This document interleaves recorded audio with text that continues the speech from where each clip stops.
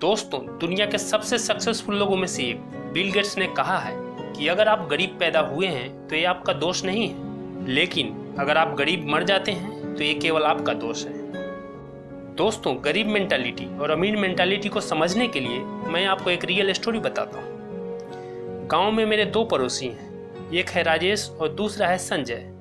राजेश के पास 2 मंजिला बड़ा सा मकान है जो उस गांव में सबसे आलीशान और सुंदर है, जिसे बनाने में राजेश के पिताजी ने अपने जीवन भर की कमाई लगा दी है। उसके पास एक किराना स्टोर है जिसे अब राजेश ही चलाता है। दूसरी तरफ संजय का एक छोटा सा मकान है। वह अपना खुद का एक छोटा सा नया व्यवसाय करता है जिसे हम स्टार्टअप बोल सकते हैं। संजय अपने स्टार्टअप के ग्रोथ के लिए खूब मेहनत करता है। राजेश और संजय दोनों का जीवन सही रास्ते पर चल रहा था, लेकिन समस्या तब खड़ी हो गई जब संजय ने एक छोटी सी ऑल्टो कार खरीद ली, क्योंकि संजय को अपने प्रोडक्ट्स दूसरे जिलों में भेजना पड़ता था और कभी कभी भाड़े पर जल्दी गाड़ी न मिलने से उसे नुकसान होता था।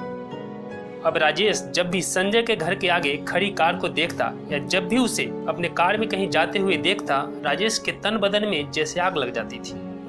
उसे हमेशा यही लगता था कि वह संजय से कहीं ज्यादा संपन्न और अमीर है। उसे लगता था कि संजय ने केवल दिखावे के लिए ही वो कार खरीदी है। फिर क्या था, एक दिन राजेश शहर गया और एक बड़ी सी एसयूवी कार 12 लाख रुपए में खरीद लाया। उसके पास जो 1.5-2 लाख रुपया सेविंग था उसका डाउन पेमेंट कर दिया और बाकी का लोन करवा लिया। 5-6 महीने तो जोश जोश में मजे में कट गए, लेकिन उसके बाद ही राजेश को यह एहसास होने लगा कि पूरे महीने मेहनत करने के बाद वो जितना कमाता है वो सारा कार की मोटी ईएमआई और घर खर्च में उड़ जाते हैं, और कभी कभी तो मोटी ईएमआई भरने के लिए उसे उधार पैसे भी लेने पड़ते थे, जिससे कर्ज का बोझ बढ़ता जा रहा था। अब वह परेशान और फ्रस्ट्रेट रहने लगा, जिसका असर उसके धंधे पर भी पड़ने लगा था। 1 साल पहुंचते पहुंचते वह इतना परेशान हो गया कि उसे अपनी 12 लाख की एसयूवी कार को 5 लाख रुपए में बेचनी पड़ी। फिर उसने अपने खेती की जमीन को बेचा, तब कहीं जाकर उसने उस लोन को चुकता किया। दोस्तों, रॉबर्ट टी कियोसाकी ने अपने book rich dad poor dad में बताया है कि उनके अमीर पिता ने उन्हें हमेशा यही सिखाया है कि जो अमीर मेंटालिटी के लोग होते हैं वो पहले सेव करते हैं, फिर उसे इन्वेस्ट करते हैं, उससे एसेट्स या ऐसी संपत्ति खरीदते हैं जिससे उनकी इनकम बढ़े। वे अपने पैसों से पैसा कमाते हैं, पैसा उनके लिए काम करता है। इस तरह वे अमीर और फिर बहुत अमीर बनते चले जाते हैं। दूसरी तरफ जो पुअर मेंटालिटी के लोग होते हैं वे अपने सेव किए हुए पैसों से सबसे पहले ऐशो आराम की चीज़ें खरीदते हैं, जैसे कार, एसी, फ्रिज। मैं कई ऐसे लोगों को जानता हूँ जिनकी सैलरी तो मात्र 15,000 है, पर वे मोबाइल 50,000 का रखते हैं। ऐसा वो कैसे करते हैं? लोन लेकर, ईएमआई पर। ऐसे लोग अपने आप को अमीर दिखाने के लिए 4,000 का शर्ट, 8,000 का जीन्स और 10,000 का शूज खरीदते हैं, और फिर ईएमआई को भरने के लिए सालों तक जॉब ही करते रह जाते हैं।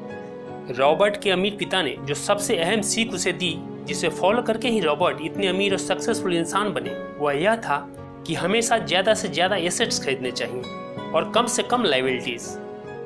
एसेट्स वो चीज़ें होती हैं, वो संपत्ति होती है जो आपके जेब में पैसा डालती है, और लाइबिलिटीज आपके जेब से पैसा निकालती है। एक और सबसे महत्वपूर्ण चीज जो गरीब और अमीर के बीच अंतर पैदा करता है, उनकी आदत, उनकी मेंटालिटी को दर्शाता है, वो ये है कि जो पुअर मेंटालिटी के लोग होते हैं वे बहुत अधिक टीवी देखते हैं। ऐसे लोगों की संख्या बहुत ज़्यादा है। वे समझते हैं कि वे टीवी देखकर रिलैक्स कर रहे हैं, लेकिन वे टीवी पर दिन रात चलने वाले न्यूज़ और कभी न खत्म होने वाले टीवी सीरियल्स उनके जीवन में और निगेटिविटी फैला रहे होते हैं।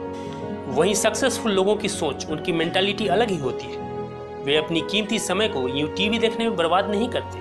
वे अपने खाली समय का उपयोग अच्छी अच्छी किताबें पढ़ने में और अपने स्किल को डेवलप करने में लगाते हैं। वे टीवी देखने के बजाय खुद टीवी पर आना पसंद करते हैं।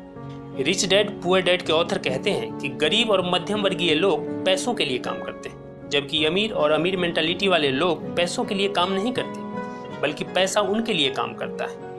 इस रोमांचकारी पल पल बदलती दुनिया में भी 95% लोग अपने विकल्पों को सीमित कर लेते हैं, अपने ऑप्शंस को लिमिटेड कर लेते हैं और अपने पुराने विचारों से ही चिपके रहते हैं। ऑथर कहते हैं, इंसान के पास इकलौती सबसे शक्तिशाली पूंजी है उसका दिमाग।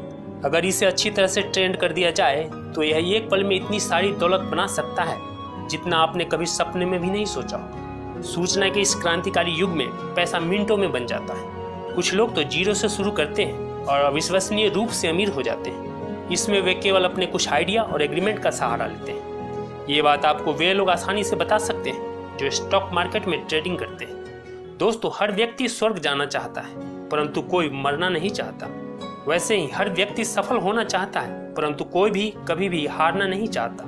जब तक लोग हारने से डरते रहेंगे, तब तक वे जीत नहीं सकते। जो इंसान हार से, मुश्किल से, चैलेंज से नहीं घबराता, वह एक दिन जीत जाता है।